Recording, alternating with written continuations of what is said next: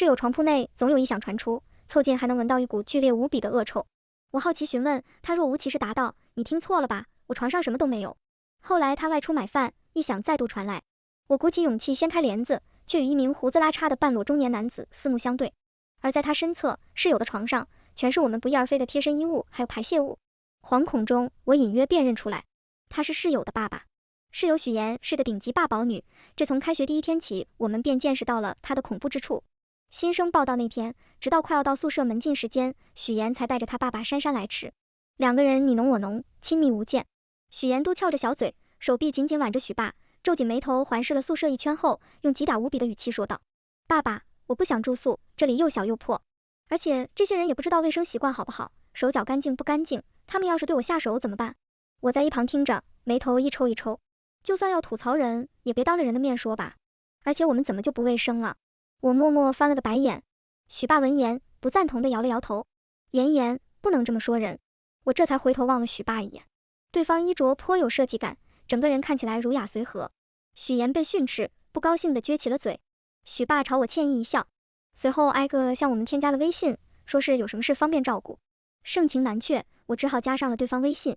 紧接着，许爸开始马不停蹄地替许妍收拾起床铺，甚至连衣服也是由他来一件件挂进衣柜中。而许妍全程端坐在一旁的桌椅上，好整以暇的一边吃着雪糕，一边看着许爸收拾，一点多余的动作都没有。哪怕许爸已经累得满头是汗，忙碌了好一会，许爸才堪堪将许妍床铺好。眼见就要到门禁时间，许爸歉意一笑，就要告辞。许妍此时却出声喊住了他：“爸爸，我的被子你没塞好，这里还翘起了一个角。还有我的牙刷牙杯你也没帮我放到洗漱台上去，你让我怎么睡？还有刷牙。”许爸叹了口气：“妍，你先自己弄一下好吗？快到时间了，爸爸怕来不及。”哪知许妍听了这话，突然从椅子上跳了下来，就这么躺在了地上，开始撒泼打滚。我不要，我不要，我不会啊！你快帮我弄，不然我就不起来了。我瞠目结舌地看着这一切。许妍将近1.7米的身高，老大个人，就这样直挺挺地躺在宿舍地板上滚来滚去，一边滚还在一边哭嚎，放声尖叫。许爸叹了口气，认命般前去将许妍从地上扶起来，好声好气劝慰了许久，又将被角粘好，牙刷杯放对。许妍这才破涕为笑，得意洋洋地朝我们炫耀般说道：“我爸对我可好了，什么都会满足我。”门禁时间已到，许爸朝许妍歉意一笑：“妍，爸爸真的得走了。”许妍点点头，同意将许爸放行。在许爸转身那一刹那，许妍突然又伸手拽住对方，紧接着他扯下许爸衣领，凑上前去亲吻了一下对方额头，两人之间的动作自然无比。我皱了皱眉头，心下有些奇怪，父女间这么亲密是正常的吗？但看许妍许父两人习以为常的模样，我还是没有多言。许爸才刚刚出门，许妍这头就拨通了他的电话：“爸爸，你路上要小心啊！一想到接下来那么长时间都不能和你见面，我就好心痛。”许妍对着电话那头絮絮叨叨地聊了起来，这一聊就是好几个小时，从晚上11点径直聊到凌晨1点。许妍毫不顾忌，嗓门颇大，恨不得所有人能听到她讲话。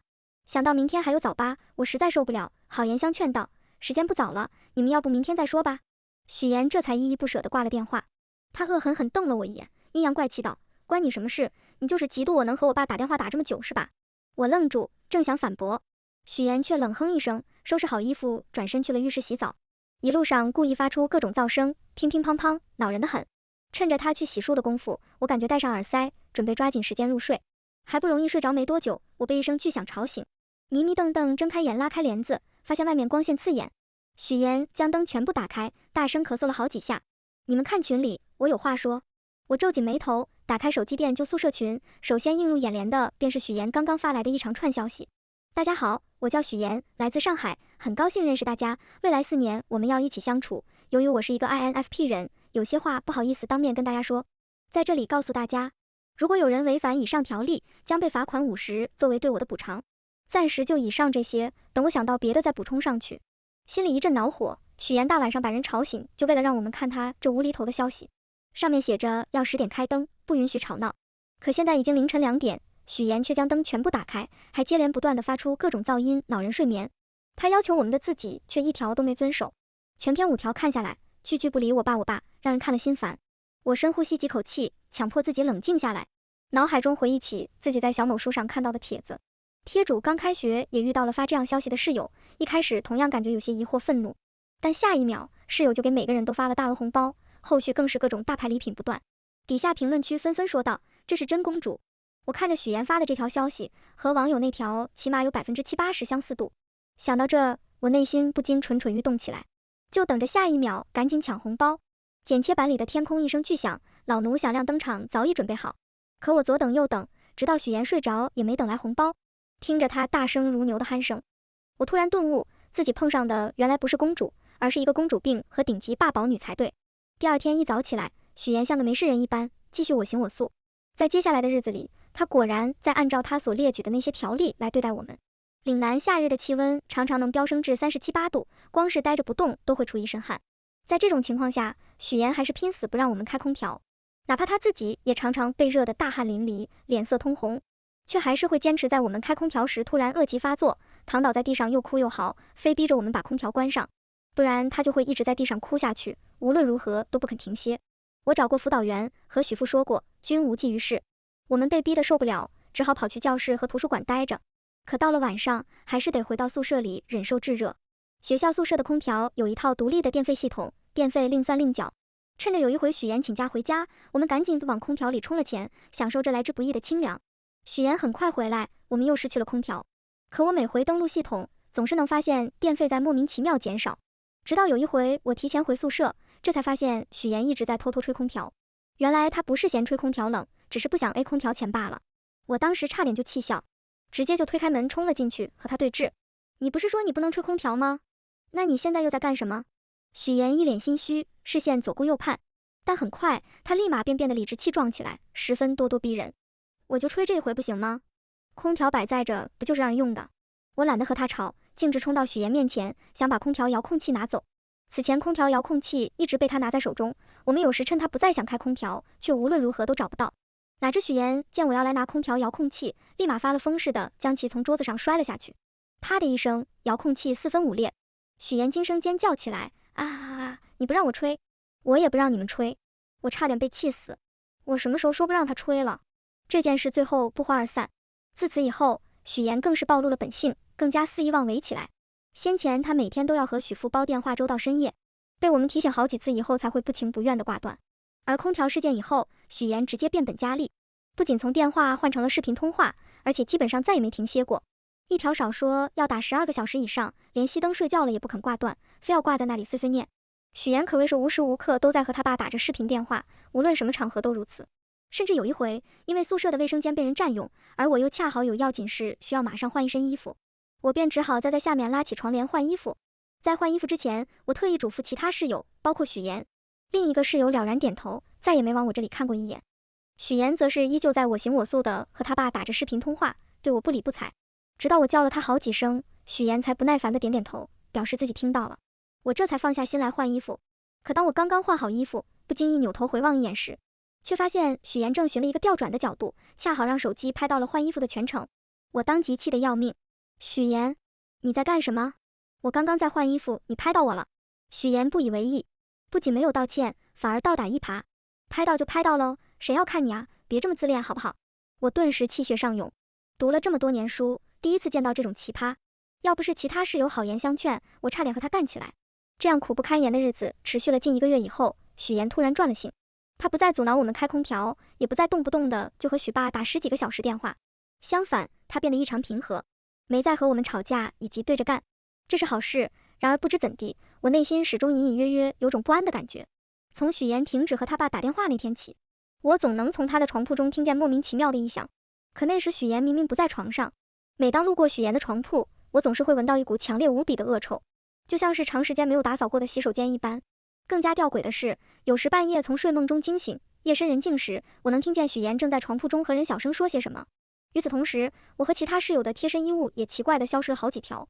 我按捺不住好奇心询问许妍，她若无其事答道：“你听错了吧，我床上什么都没有。”后来许妍外出买饭，异响再度传来，我鼓起勇气掀开帘子，却与一名胡子拉碴的半裸中年男子四目相对。而在他身侧室友的床上，全是我们不翼而飞的贴身衣物还有排泄物。惶恐中，我隐约辨认出来，他是许妍的爸爸。我瞪大双眼，惊恐无比。许妍的爸爸为什么会出现在这里？他又在我们寝室待了多久？一想到自己和一个陌生男人同住了不知多长时间，我鸡皮疙瘩都起了一身。极度惊惧之下，我不可避免地从喉头发出一声尖叫。男人的眼神一下子变得阴狠起来，他皱紧眉头，放下手中的内衣裤，俯趴下身子就要朝我冲来。我赶忙将帘子扯了回去，想为自己争取一点逃跑时间。随后直接转身匆忙想要爬下上床的楼梯，但还是慢了1秒。男人伸手将帘子大力扯开，力道之大，连床帘架子都弯折。紧接着他长臂一展，一只手捂住我的嘴，另一只手掐住我的脖子，径直把我拖入了床中。我所有的呼救都淹没在口中。男人急促地大喘着气，恶狠狠瞪着我。末了，他眼神上下扫视我一圈，凝重的脸色顿时变得阴邪起来。身材不错吗？男人嘿嘿一笑。我心下一沉，有了个不好的猜想。果然，下一秒，男人随手扯过一旁的衣物，将其塞进了我嘴里。随后，他用一只手桎梏住我，腾出另一只手来开始解裤子。我奋力挣扎，但男女之间力气太悬殊，根本无济于事。其余室友又恰好都外出去买饭了，眼下宿舍里就我和这个不速之客。我渐渐绝望。男人见我挣扎太过，恼了，他气急败坏地掐住我脖子，嘴里不干不净地骂着些什么。窒息感渐渐传来，在彻底晕过去前一秒，我拼死抬起脚，狠狠朝男人下身踹了过去，毫不留情。男人吃痛哀嚎，也放开了桎梏我的手。我急忙抓住机会，一把推开他，连楼梯都没时间下，便径直从上床跳了下去。不顾腿上传来钻心的疼，我一瘸一拐从地上爬起来，赶忙打开门就跑出去。然而当房门打开后，我却愣在了原地。门外正直挺挺地站着一个人，身躯恰到好处地挡住了我的去处。他面无表情地看着我，轻声问道：“你要到哪里去呢？”就这么耽搁的一阵功夫，许父重新追了上来。他一把扯住我的头发，将我拽倒在地。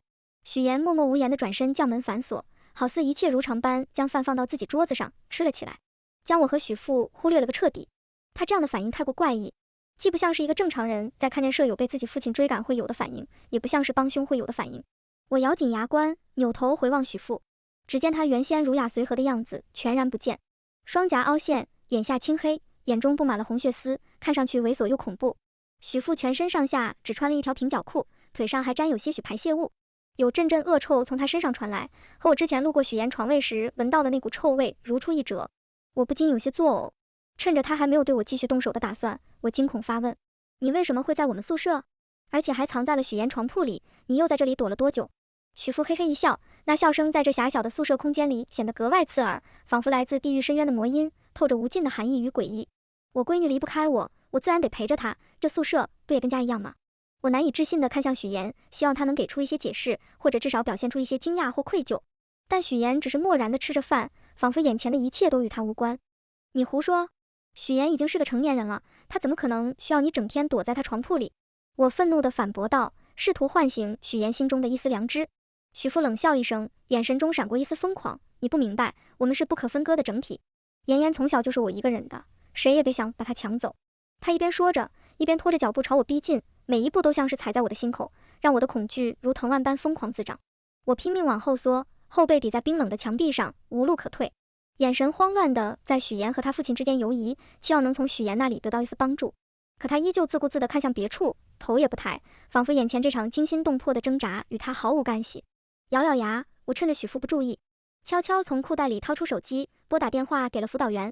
电话很快接通，可还没来得及说话，许父便发现了我的小动作。他顿时怒气冲天，飞快将手机从我手中抢夺过来，摔了个粉碎。我彻底慌了，眼下可谓是叫天天不应，叫地地不灵。许岩，你快醒醒啦！我可是你室友，你怎么能任由你爸这样胡来？我声嘶力竭地呼喊着，嗓子因之前的挣扎已变得沙哑不堪。许岩这才缓缓抬起头，眼神空洞地看向我，嘴角勾起一抹似有若无的笑，那笑里没有丝毫温度，更像是一种冷漠的嘲讽。我爸对我好着呢，他做什么都是为我好，你别不识好歹。他的声音轻飘飘的，却如重锤般砸在我心头，让我彻底认清此刻孤立无援的绝境。许父已经走到我跟前，他蹲下身子，粗糙的大手捏住我的下巴，将我的脸抬起，恶臭的气息喷在我脸上。我胃里一阵翻江倒海，几欲作呕。小丫头，你要是乖乖听话，别到处嚷嚷，我还能对你好点，要是不识趣。他话未说完，眼神中闪过一丝狠厉，手上的力道也加重几分，疼得我眼眶泛红，泪水不受控制的滚落。我强忍着恐惧与疼痛，咬牙切齿道：“你们这是违法的，私自闯进女生宿舍，还对我动手动脚，你们逃不掉的。”许父像是听到什么天大的笑话，仰头大笑起来，那笑声癫狂而扭曲。违法？在我眼里，我闺女的话就是法，我不过是来照顾他，谁能管得着？这时，宿舍门突然传来一阵急促的敲门声，伴随着辅导员焦急的呼喊声：“许妍，开门！我收到消息说你们宿舍出事了，快开门！”我像是抓住了救命稻草，用尽全身力气大喊：“辅导员，救我！快救我！”许父脸色骤变，慌乱地看向许妍，许妍却依旧不紧不慢，镇定得让人毛骨悚然。他起身，悠悠走到门前，隔着门说道：“老师，没事呀，我们就是闹着玩呢，您别操心了。”辅导员显然不信，声音拔高了几分：“许妍，别开玩笑，我必须进来确认大家的安全，再不开门我就叫宿管拿钥匙了。”许父在屋内急得团团转，眼神中满是阴鸷，低声咒骂着，手忙脚乱地开始找地方躲藏。我瞅准这个时机，猛地站起身，朝着门口冲去，却被许父一把扯住衣角，狠狠摔在地上，膝盖与手掌擦破了皮，鲜血渗出。我顾不上疼痛，继续挣扎着往门口爬。许妍见势不妙，打开门想阻拦我，辅导员趁机挤了进来，看到屋内混乱不堪的场景，还有衣衫不整、狼狈至极的我以及半裸着的许父，脸色瞬间变得煞白。这是怎么回事？辅导员怒吼道，眼神中满是震惊与愤怒。许妍还想狡辩，我抢先哭诉着把事情的来龙去脉一五一十地说了出来，从许妍的种种奇葩行径，到发现许父藏在床铺，再到刚刚遭受的惊吓与侵犯。辅导员听完，气得浑身发抖，指着许父严厉说道：“你一个大男人，怎么能做出这种事？跟我去保卫处，这件事必须严肃处理。”许父还想耍赖，张牙舞爪地叫嚷着，可在辅导员威严的目光下，渐渐没了气焰。保卫处的人很快赶来，将许父带走。我被送去了校医院检查身体，一路上我心有余悸，身体还止不住的颤抖，脑海里不断回想着那可怕的一幕幕。在医院做完各项检查，所幸身体并无大碍，只是些皮外伤和淤青，但心理上的创伤却如阴霾般笼罩着我。回到宿舍后，其他室友也都回来了，知晓事情经过后，纷纷围过来安慰我，眼中满是心疼与愤慨。宿舍里许妍的床铺已经被清空，学校对她做了休学处理，让她回家反省，同时也联系了她家里其他亲属，告知此事的严重性。然而，这件事的余波并未就此平息。接下来的日子里，我每晚都会被噩梦惊醒，梦中许父那狰狞的面孔和淫邪的笑如鬼魅般缠着我，让我无法安睡。走在校园里，只要听到稍大一点的动静，我都会惊得浑身一颤。往昔那个开朗自信的我仿佛消失了，取而代之的是满心的戒备与恐惧。学校为了安抚我，安排了心理老师定期给我做辅导，室友们也时刻陪伴在我身边，不断开导着我。在一次心理辅导中，我鼓起勇气向老师倾诉内心深处的困惑。老师，我不明白，许妍和他爸爸怎么会变成这样？那种亲密，那种依赖，太不正常了。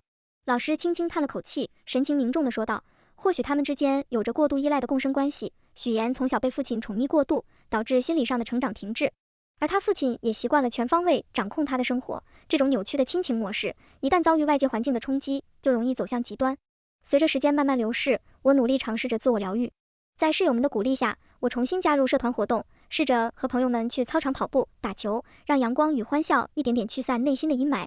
而学校也加强了宿舍管理，增设了门禁人脸识别系统，严禁非宿舍人员随意进出，还定期开展安全教育讲座，确保类似的悲剧不再上演。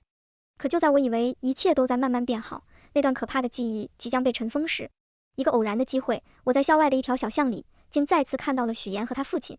许妍挽着许父的胳膊，两人有说有笑。许父依旧衣着得体，一副儒雅模样。若不是亲身经历，我简直不敢相信眼前这看似温馨的画面背后，藏着那般不堪与恐怖。我下意识地转身想躲开，可许妍眼尖，一眼就看到了我。她眼神闪过一丝复杂的情绪，有惊讶，有尴尬，还有一丝难以言喻的怨怼。她拉着许父快步走到我面前，脸上露出一丝挑衅的笑：“好久不见呀，过得好吗？”我强装镇定，冷冷回道：“托你们的福，好得很。你不是被休学了吗？怎么还会出现在这里？”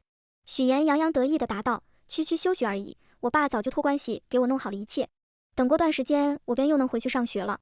林乐，你别以为这件事就这么接过去了，我会像鬼一样缠着你的，你害得我爸被闲言碎语侵扰，我们不会放过你的。”许妍面目狰狞地看着我，眼神中是刻骨的恶意，让人不寒而栗。许父看着我，眼神中也毫无愧疚，反而带着点莫名的审视，仿佛在探究我是否还会对他们造成威胁。我们的争执引来路人围观，眼见围观的人越来越多，许妍缓和了神色，脸上扬起虚伪的笑，假装我们已经冰释前嫌。之前的事是个误会，我爸就是太担心我，才会做出那些冲动的举动，你别放在心上。许妍若无其事地说着，像是在讲述一件微不足道的小事。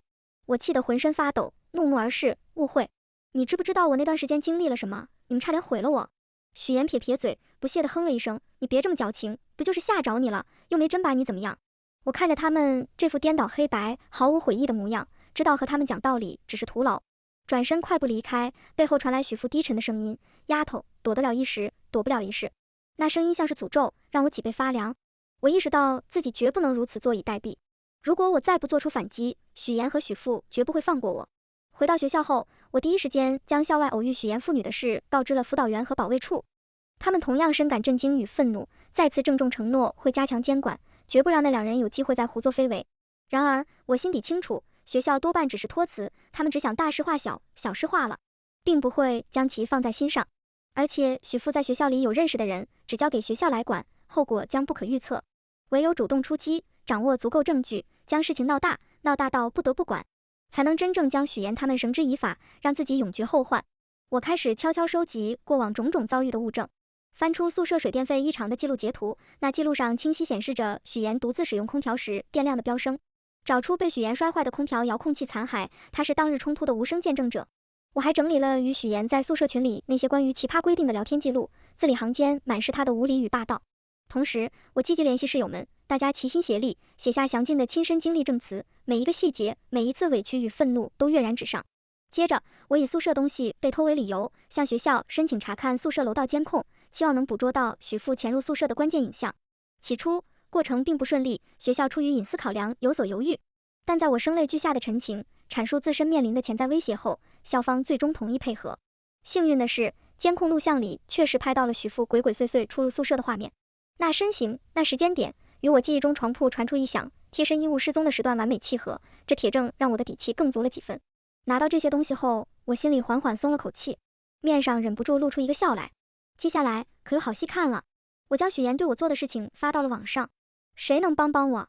舍友把他爸藏在宿舍里，还想对我下手。本来他已经休学了，但又不知找了什么法子，重新回到学校，还说不会放过我。很快便引来大批热心网友替我出头。在网友们的关注和支持下，我的事情迅速在网络上发酵，甚至登上了热搜榜。各种评论和私信纷至沓来，有的表达同情与愤慨，有的提供法律建议，还有的分享类似经历。这女的可真奇葩！救命啊！大学里真的会有这种人吗？如果是我女儿遇见这种事情，我绝不会放过这两个人。支持博主坚持维权，不要放弃。更有住得近的网友直接来到了线下辱骂许岩许父。很快，许岩许父变成了人人喊打的家伙，名声彻底臭了。这股强大的舆论力量让我感受到了一丝宽慰。随着热度的不断攀升，一些媒体也开始关注到我的事件，他们主动联系我，想要深入了解事情的经过并进行报道。我毫不犹豫地接受了采访，将我所经历的一切，包括许岩的公主病行为、许父在宿舍的恐怖行径，以及学校处理此事的态度，都毫无保留地告诉了他们。媒体的介入使得这件事的影响力进一步扩大，社会各界都对此展开了广泛的讨论。学校方面在舆论的压力下，终于意识到事情的严重性。他们不再试图大事化小，而是成立了专门的调查组，重新审视这起事件。保卫处加强了对校园的巡逻和监控，确保许岩父女不会再次进入校园，对我造成威胁。同时，学校也与警方取得了联系，将我所收集的证据提交给了警方。警方迅速展开调查，对许岩父女进行了传唤。在警方的询问下，许岩父女依然试图狡辩。许岩坚称他父亲只是担心他在宿舍的生活，才偶尔进入宿舍照顾他，并没有恶意。许父更是声称自己对我没有任何不当行为，一切都是误会。然而，我所提供的证据确凿无疑，监控录像、物证以及室友们的证词都让他们的谎言不攻自破。同时，我也联系了律师，准备对许岩和许父提起民事诉讼。我不能再让他们逍遥法外，他们的行为已经对我造成了严重的心理创伤。警方迅速立案侦查，凭借证据的有力支撑，很快锁定许父的违法行径，将其抓捕归案。庭审那日，我作为受害者出庭，直面许父。尽管他眼神依旧阴鸷，试图狡辩，可在如山铁证面前，一切抵赖都是徒劳。最终，法官宣判许父因非法侵入他人住所、意图实施侵犯等多项罪名成立，判处有期徒刑数年，锒铛入狱。而许岩在许父被抓后，精神状态愈发癫狂。起初只是在校园周边游荡，逢人便胡言乱语，大谈他与父亲的委屈，说世界都在与他们作对。后来甚至当街撒泼打滚，举止失常。知道许岩也是因为许父才变成现在这个样子后，我想你心理咨询师对我说过的话，心中不免有些悲凉。本想拉许岩一把，可他却极为抗拒他人的抗拒，觉得他们都是来拆散他和许父的坏人。我帮不了他，校方和警方担心他伤人伤己，联系专业精神鉴定机构对其评估。结果显示，他因长期过度依赖父亲，在家庭扭曲关系及此次事件冲击下，患上严重精神分裂症，失去了正常生活自理与分辨是非的能力，被依法送进精神病院接受长期治疗。历经这场惊心动魄、漫长煎熬的风波，我身心俱疲，却也在磨难中对心理学燃起炽热求知欲。那些被恐惧笼罩、在黑暗中挣扎的日夜，让我深知心理创伤若无人指引，足以吞噬一个人的生活。于是，我在大学余下时光里拼命研习心理学专业知识，课余泡在图书馆查阅典籍，假期参加各类心理学实践工坊，向资深专家请教。凭借不懈努力与对他人痛苦感同身受的共情力，我考上知名院校心理学研究生，继续深耕。回望过去的那段时光，我感慨万分。那段经历虽然痛苦和难忘，但它也让我更加深刻地认识到了人生的意义和价值。我开始了自己的职业生涯，成为了一名心理咨询师，希望能够用自己的专业知识和经验去帮助更多的人走出心理阴影，重拾信心和勇气。在工作中，我遇到了很多不同的人和事，以往许父带给我的阴影也渐渐消散。我的生活虽然曾经被许岩和许父的恶行所破坏，但我选择了坚强和反击。我不仅让自己的生活重回正轨，还帮助了更多的人。许岩的悲剧不会再上演，让他们逃离魔窟，从畸形的关系中摆脱出来，找到自己的人生意义，重获新生。如此，我也心安。